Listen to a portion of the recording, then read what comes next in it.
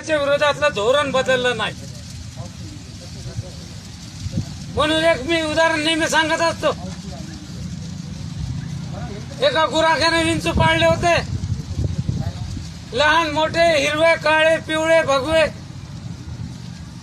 आणि ते विंचू घरामध्ये इकडे तिकडे फिरायले, लहान लेकराला चावायले. त्या गुराख्याची आई म्हणली, तू पागल आहे म्हणले पोरग, हे विंचू जंगलात नेऊन सोड ना तर मारून टाक. आता गुराखी होता राजकारणी डोक्याचा, तो मला नेऊन सोडत नाही, मारून बी टाकत नाही. या विंचवांना बाजूच्या गावामध्ये जत्रा चालू म्हणले, त्या जत्रेमध्ये विकून टाकतो. त्यानं न्यायच्या आधी सगळ्या विंचवाला कलर दिला. काही भगवे केले, काही हिरवे केले, काही काळे केले, काही लाल केले.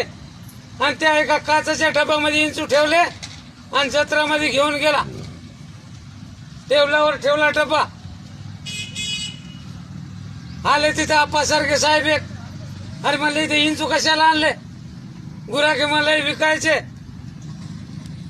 मग आप्पा म्हणले मग केवढ्याला द्यायचा लाल विंचू मोठा? गुराखी म्हणला 10 रुपयाला. मग हे म्हणले बारका कितीला द्यायचा? ते बी 10लाच. गुराखी म्हणले हिरवं बी 10ला, भगवं बी 10ला. साहेब म्हणले विंचू सगळे वेगवेगळ्या रंगाचे, वेगवेगळ्या आकाराचे, यांची किंमत सारखी कशी काय? गुराखी म्हणला कोणत्याला धक्का लावून बघा साहेब, सगळ्याचा दणका सारखाच आहे.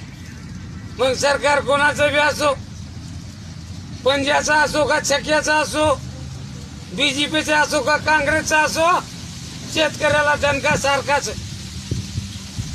म्हणून आपल्याला एक झाल्याशिवाय आता पर्याय नाही. नाहीतर आपल्या मोदीचे सामान तयार आहे.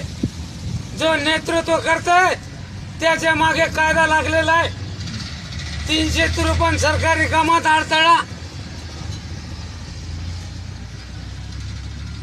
बँकेत गेलं चपराशाची गचुंडी धरली तरी 353. इंजिनियरला शिवी दिली तरी 353. आणि कलेक्टरच्या होपकाळात मारली तरी 353. पण आता काय करायचं ते तुम्हाला ठरवावं लागेल.